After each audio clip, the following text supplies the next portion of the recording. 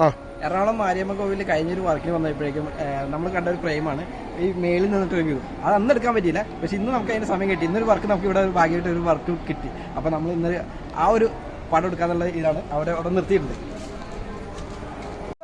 ചേർന്ന് അടുത്ത് വന്ന് ആ കൈ ബ്രോ കൈ കുറച്ച് അടുത്ത് ആ അടിപൊളി നോക്കി ഓക്കെ.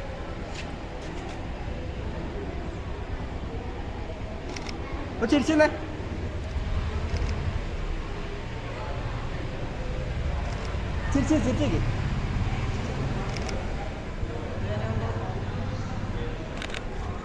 ചിരിയില്ല ചിരി പറ്റേ.